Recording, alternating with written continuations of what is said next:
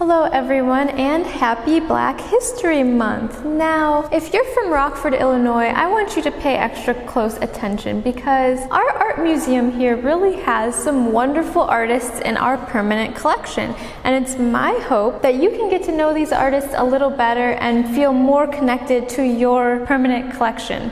Because when I say our permanent collection here at Rockford Art Museum, I really mean your permanent collection here at Rockford Art Museum. So with that being said, when you're learning new things and you're making connections, I find it's helpful to have some sort of visual aid to help you absorb the information. And so I don't know if you guys remember those Draw My Life videos that used to be kind of popular on YouTube a couple years ago. I think that might be a kind of fun way to learn a little bit more about an artist in the permanent collection.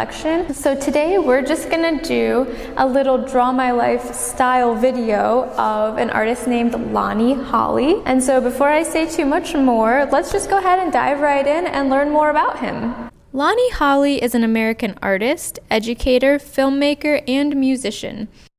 He was born on February 10th, 1950 in Birmingham, Alabama. He was born the 7th of 27 children and claims to have been traded for a bottle of whiskey when he was only 4 years old. He was also born during the Jim Crow era. And so for those of you who don't know, the Jim Crow laws were state and local laws that enforced racial segregation in the southern United States. These laws were meant to disenfranchise and remove political and economic gains made by Black people during the Reconstruction period. Lonnie began his artistic life in 1979 by carving tombstones for his sister's 2 children who died in a house fire. His sister lived near a foundry, which is a factory that produces metal castings, and Lonnie discovered that the foundry was discarding large piles of a sandstone-like material near his sister's home, and this is what he started to use to create his art. Lonnie believes that divine intervention led him to this material and also inspired his artwork. Struck with inspiration, Lonnie made other carvings and assembled them in his yard along with various found objects. In 1981, he brought a few examples of his sandstone carvings to Birmingham Museum of Art director Richard Murray. The BMA displayed some of those pieces immediately, and soon his work was being acquired by other institutions such as the American Folk Art Museum in New York and the High Museum of Art in Atlanta. His work has also been displayed at the White House. Holley also became a very popular guest at children's art events. He would bring blocks of his favorite foundry stone for the children to carve.